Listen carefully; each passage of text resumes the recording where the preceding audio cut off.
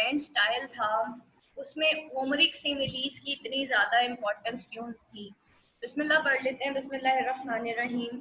Rabbi इश्रह ली सदरी व यस्सिर ली अमरी वहलुल उक़दतम मिन लिसानी यफ़क़हू क़ौली वजअल ली वज़ीरम मिन अहली रब्बी यस्सिर व ला तुअस्सिर व तम्मिम बिल खैर। अच्छा जी, यहाँ पे देखिए बेटा, Milton use of Homeric similes. Why Homeric similes, इसको क्यों कहा गया है कि भाई उसने होमरिक सिमिलीज यूज किया? सिमिलीज कहते हैं किसी के जैसा होना, ठीक है। और मिल्टन ने बेसिकली होमर की लाइड को और वर्जल की एनीड, ठीक है। वर्जल जो है वो एक रोमन पोइट था और जो होमर था वो एक ग्रीक पोइट था। तो उसने होमर की लाइट को फॉलो करते हुए, क्योंकि वो बहुत ज़्यादा इंस्पायर था जो कि मिडीवल पोइट्स थे या ग्रीक पोइट्स थे और रोमन पोइट्स थे, वो उनसे बहुत ज़्यादा इंस्पायर्ड था। इस वजह से मिल्टन ने अपनी एपिक के अंदर जो है कुछ होमरिक सिमिलीज जो हैं उनको यूज। यहाँ पे हम देखते हैं कि वो किस तरह की होमरिक सिमिलीज थी, या वो किस तरह के मेटाफर्स थे, या क्या ऐसे फ्रेजेस थे जिसको मिल्टन की होमरिक सिमिलीज कहा जाता है। ठीक है, यहाँ पे देखें, the use of Homeric or epic similes is an important feature of the epic. They are called Homeric because the Greek epic poet Homer was the first to use them. सबसे पहले ये जो सिमिलीज थी सबसे पहले Homer ने use की थी अपनी एपिक में, and they are called epic because following the example of Homer that they have been used by all succeeding epic poets.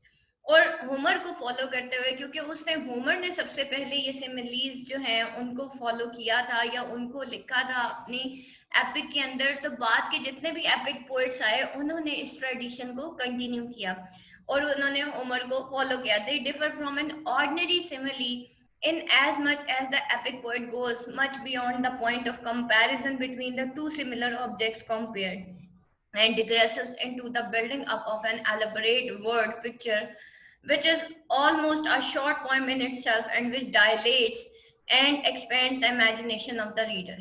ठीक है, और यहाँ पे वो क्या कहता है कि वो digress करता है into building up of an elaborate word. ठीक है, वो बिल्ड करता है एक एलिब्रेट वर्ड पिक्चर को जो कि ऑलमोस्ट एक शॉर्ट पोएम इन इटसेल्फ होती है।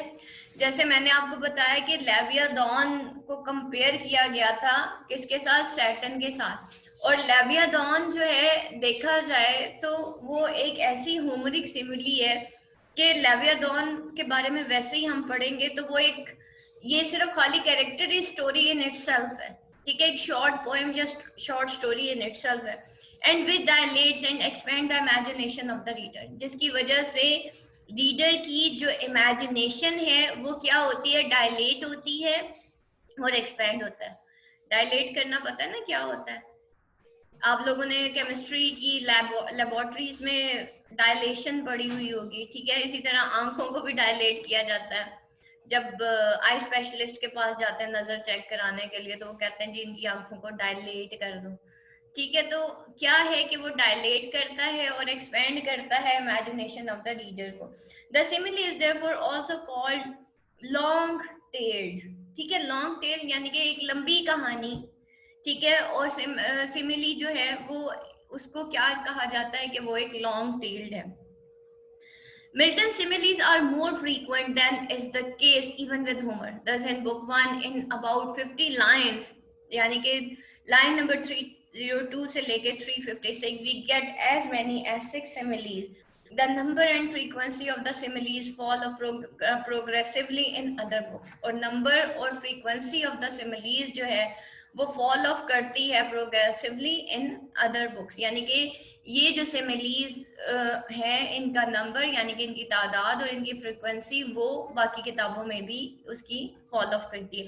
It is so apparent that Handsworth speaks of the two styles of the Milton, the highly figurative and pictorial style of the first book and the more austere and plain style of the other book.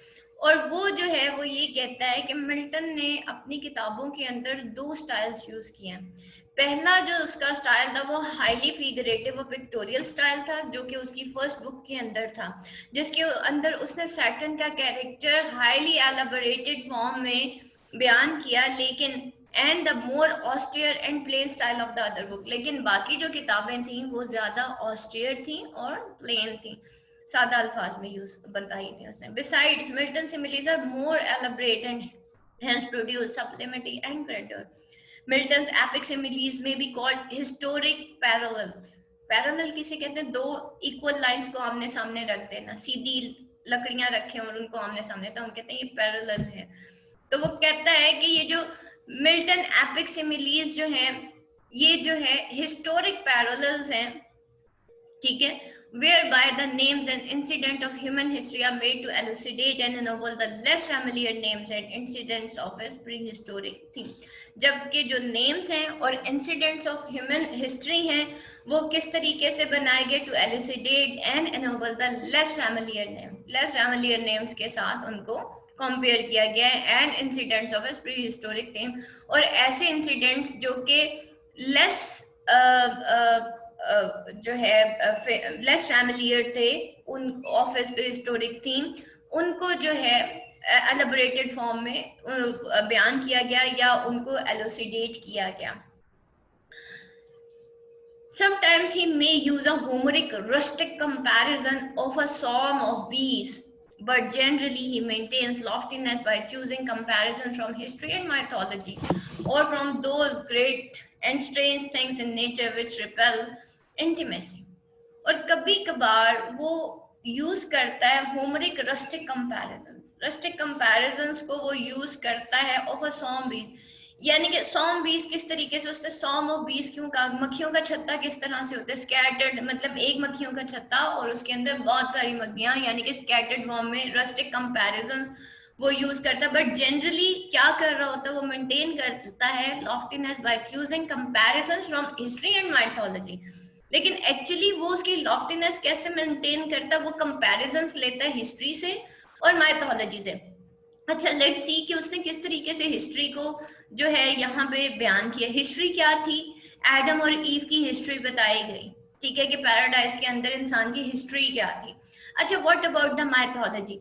Leviathan का character in itself a mythology, ठीक है, ये Greek myth है कि भाई वो एक बहुत बड़ा कोई एक जाइंट है जो कि समंदरों में रहता है और ये सारी चीजें। और from those great and strange thing in nature which repel intimacy, और फिर वो कंपैरिजंस हिस्ट्री से करता है, माइथोलॉजी से करता है, या फिर उन ग्रेट और स्ट्रेंज थिंग्स इन नेचर से करता है जो कि रिपेल करती है इंटीमेसी को, ठीक है, the sun, the moon, the sea, planets etcetera.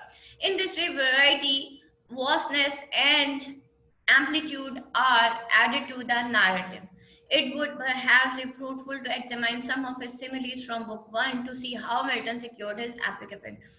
और ये perhaps fruitful होगा कि examine किया जाए some of his similes from book 1, कि उसकी जो book 1 के अंदर जो simile थी उसको देखा जाए कि मिल्टन ने किस तरीके से इस epic effect को secure किया। The first simile in book 1 is the comparison of Saturn's large berg with the sea beast Leviathan. एक सी बीस्ट लेवियाथन के साथ वो उसको कंपेयर करता है। ये फर्स्ट सिमिली थी। The comparison, while indicate the huge size, also produces other impressions such as the tricky and falseness of appearances, the lack of caution on the part of the man when close to danger. एक तरफ वो जो Leviathan का character था ना, जो दिखाया गया कि भाई ये जो लेवियाथन का जो कैरेक्टर है उसमें जो सेलर्स होते हैं वो अपनी स्किफ्स या वहां पे बेड़ा डाल देते हैं, हालांकि उनको पता नहीं होता कि भाई यहाँ पे ये कोई लेवियाथन है या कोई सी बीस्ट है जहाँ पे, यानी कि इंसान के अंदर लैक ऑफ कॉशन होती है on the part of man when close to danger. हालांकि वो डेंजर में होता है लेकिन उसको पता नहीं होता कि मैं डेंजर में हूँ। दूसरी तरफ लेवियाथन का कैरेक्टर जो दिखाया गया, उसकी जो मिथ दिखाई गई, वो जो है ट्रिकी और फॉल्सनेस ऑफ अपीयरेंसेस, यानी कि देखने में वो साहिल लगता था लेकिन वो साहिल नहीं था बल्कि वो सी बीस्ट था, ठीक है। तो these are the comparisons, these are the similes जो कि मिल्टन अपनी ग्रैंड स्टाइल के अंदर यूज करता है। Or that sea beast Leviathan, which god of all his works created, hewest, that swim in ocean stream, him happily slumbering on the Norway foam, the pilot of some small night confounded skiff, deeming some island. अब वो कहता है कि या फिर ये जो Saturn है उस सी बीस्ट की तरह है जो कि लेवियाथन है, ठीक है। और Leviathan which God of all his work created hugest, क्योंकि गॉड, ये गॉड की क्रिएशन है और ये सबसे ह्यूजेस्ट क्रिएशन है, ठीक है। सबसे बड़ी जो क्रिएशन गॉड की है वो लेवियाथन है, जो कि that swim the ocean stream, जो कि ओशन स्ट्रीम के साथ साथ जो है वो स्विम करता है। Him happily slumbering on the Norway foam, the pilot of some, जो कि हैप्पीली स्लम्बर करता है, लेटा हुआ है, फैला हुआ है ऑन द नॉर्वे फॉर्म। और इस तरीके से फैला हुआ है कि वो जो पायलट्स होते हैं किसी स्मॉल नाइट फाउंडेड स्किम के, उसको उनको ये लगता है कि ये शायद कोई आइलैंड है और वहां पे वो अपने समुद्री बेड़े डाल देते हैं। To convey the idea that Satan's followers are innumerable. अब ये तो उसने सैटर्न का कैरेक्टर बताया, सैटर्न को डिटेल में वो स्टार्टिंग में बताता है, उसके बाद जो है वो सैटर्न के फॉलोअर्स या उसके जो चीले थे या फॉलन एंजल्स थे उनकी इननमरेबल तादाद को वो किस तरीके से, उसके लिए वो कौन सी होमरिक सिमिली यूज करता है। We are told his legions lie turned thick as autumnal leaves and strew the brooks in Vallombrosa। और हमें ये बताया जाता है कि उसके लीजन्स यानी कि उसके जो चीले हैं, उसके जो फॉलोअर्स हैं, lie turned ऐसे गिरे पड़े हैं जैसे थिक एज ऑटमनल लीव्स, यानी कि जैसे ऑटम के लीव्स होते हैं, आप कभी किसी दरख्त के नीचे देखें, ऑटम आती है तो वो सारे गले सड़े जो पत्ते होते हैं एक के ऊपर एक और वो भरमार लगी हुई होती है, तो वो कहते हैं कि वो इस तरीके से पड़े हुए हैं जैसे कोई ऑटम लीव्स जो हैं वो गिरे हुए हैं। And that strow brooks on Vallombrosa, जो कि वेलम्बरोसा की, that strow the brooks in Vallombrosa, जो कि ब्रूक्स इन वेलम्बरोसा को स्ट्रोक करते हैं। This simile produces not only the impression of vastness of numbers but also confusion in which they lie.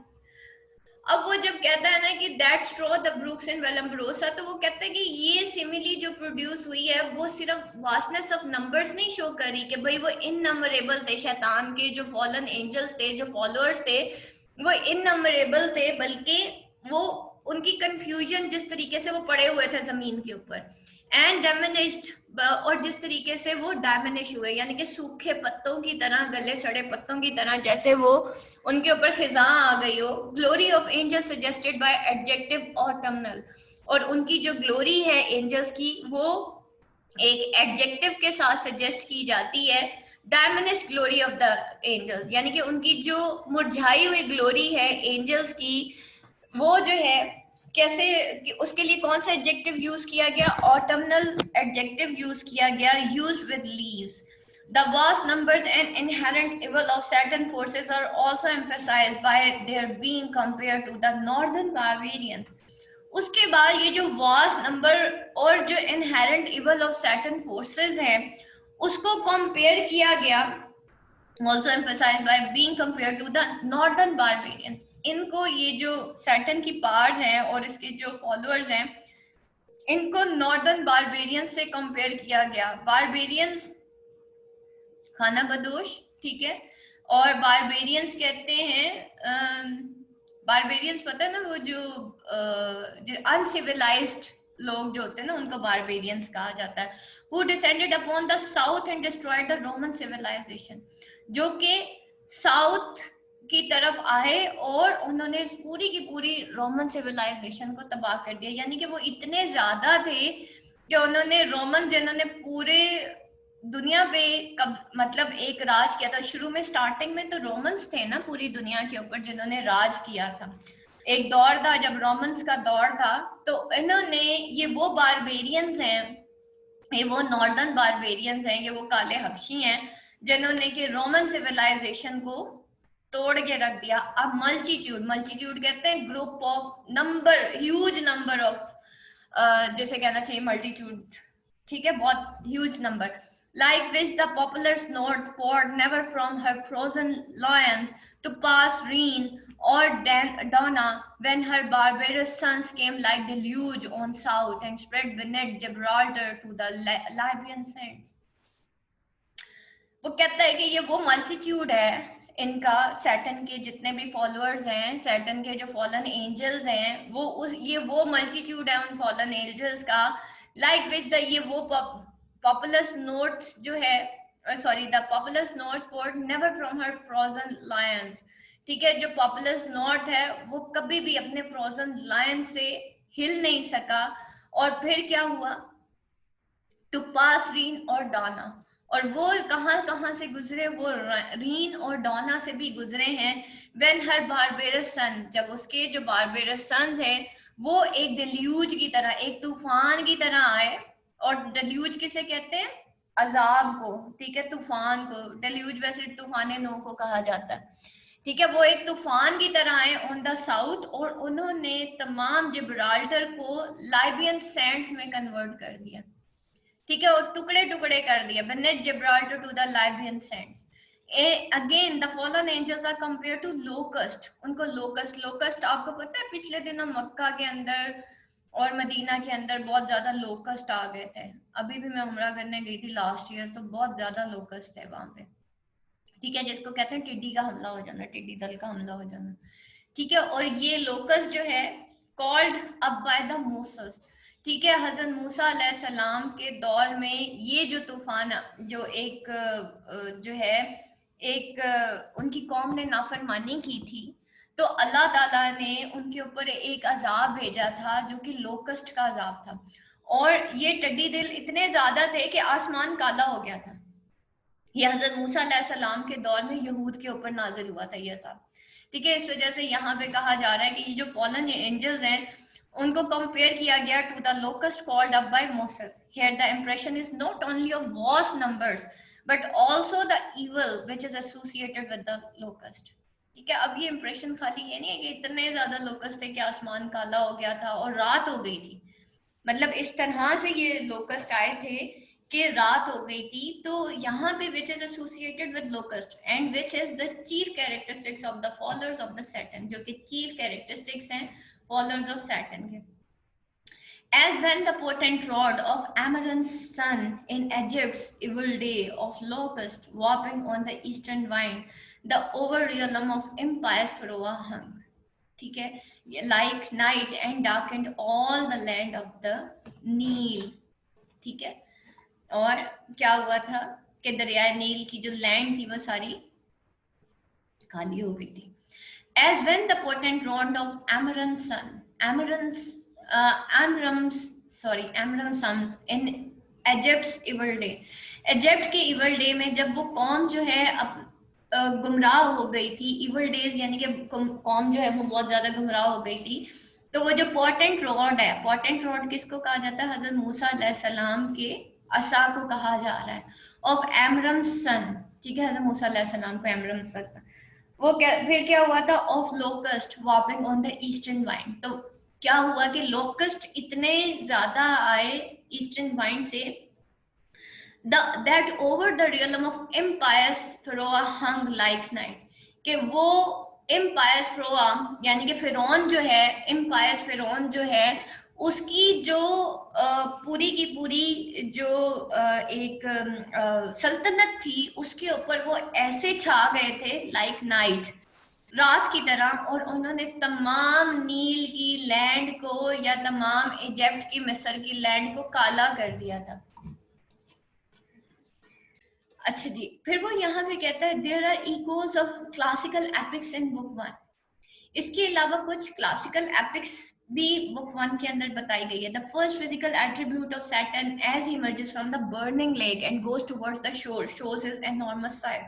Following classical tradition, Milton does not describe him in detail but emphasizes two objects which he carries. अब यहाँ पे देखा जाए तो classical epics जो है उसके भी कुछ टच नजर आता है बुक 1 में।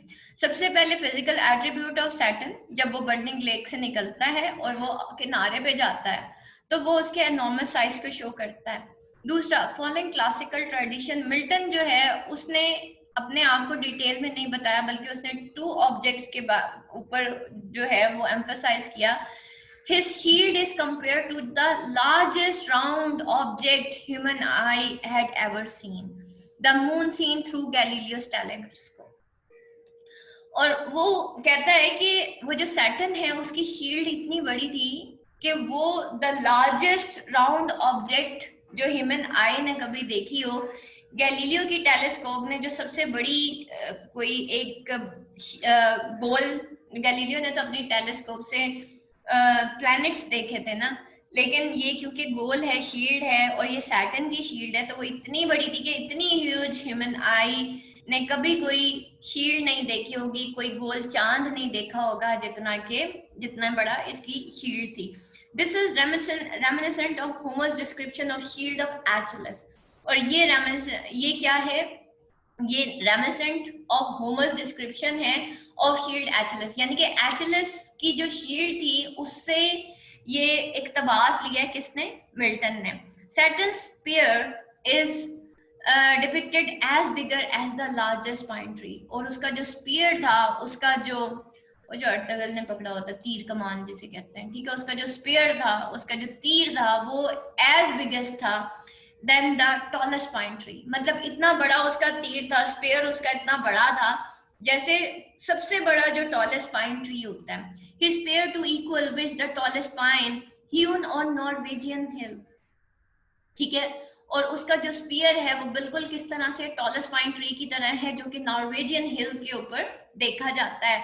To be mast of some great ammiral were but a wand. और वो जो है वो मैस्ड है ऑफ सम ग्रेट एमरल का, जो कि बट अ वॉन्ड, वॉन्ड कहते हैं डंडे को, ठीक है, और वो कुछ भी नहीं था, वो बल्कि उसका वॉन्ड था, वो हुक्म चलाने वाला उसका जो है एक रॉड था.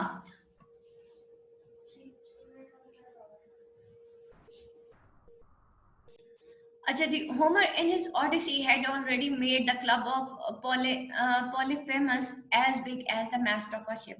Saturn's comment on the great change that has come over Beelzebub as a result of the fall from heaven is comparable to Aeneas' comment on ghost of Hector in Aeneid. Milton also mentioned the Titans and giants several times in connection with rebellious angels.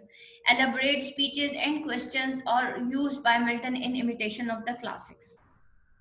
Homer ने अपनी Odyssey के अंदर जो है, Homer ने light भी लिखी थी और ऑडिसी भी लिखी थी, ठीक है, और उसने जो है already made the club of Polyphemus as big as the mast of the ship. तो उसने जो है क्लब ऑफ पॉलीफेमस जो है उसको एज बिग बताया था जैसे कि कोई मास्ट ऑफ शिप होता है. सैटर्न का कमेंट ऑन ग्रेट चेंज जो है has been come over Beelzebub as result of the fall from the heaven as compare to the Aeneas. और सैटर्न का जो कमेंट था ऑफ द ग्रेट चेंज जो कि बेल्जेबब पे आया as a result of fall from heaven, उसको compare किया गया to Aeneas comment on the ghost of Hector in Aeneid. Milton ने मेंशन किया टाइटन्स और जाइंट्स को. अगर आप ग्रीक्स की हिस्ट्री पढ़े या ग्रीक लिटरेचर की हिस्ट्री पढ़े तो आप हमेशा टाइटन्स और जायंट्स की आपस में जंगे देखेंगे, आप गॉड्स एंड गॉडेसेस की आपस में जंगे देखेंगे, ठीक है. ये टाइटन्स भी वो गॉड्स हैं जो कि लड़ते थे और जायंट्स भी वही हैं. Several times in connection with rebellions angel, तो उनको भी कंपेयर किया जाता है वो टाइटन्स और जायंट्स को रिबेलियंस एंजल्स के साथ. Elaborate speeches and question and answer are used by Milton in imitation of classic. और जो है elaborate किया गया है इन स्पीचेस को, क्वेश्चन को. अच्छा, ये जो टाइटन्स और जायंट्स की आपस में जंगे हुआ करती थी ना, इनकी जो स्पीचेस होती थी, क्योंकि वो जायंट्स थे, टाइटन्स थे, गॉड्स थे, god of sun, god of earth, god of river, sea, earth, goddess of earth. तो ये क्या था कि इनकी फिर स्पीचेस भी बहुत हाईली एलाबोरेटेड हुआ करती थी, ठीक है. तो यहाँ पे इस वजह से वो कंपेयर करता है. Milton simile have been criticized on various counts. It has been said that they are merely decorative or they are pedantic, a mere display of Milton's stupendous learning, which is stumbling block in the way of popular appreciation. However, Milton's similes are indeed functional. They are an integral part of his technique of communication. They impart variety, vastness, and amplitude to the epic, and elevation and dignity to Milton's style and diction. आगे बेटा points to remember या definition of an epic है, उसके बाद Homeric simile है ये, और फिर सिमिलीज जो है वो सैटर्न के ह्यूज बल्क के लिए यूज की गई है, और फिर उसकी similes add sublimity and dignity to his style.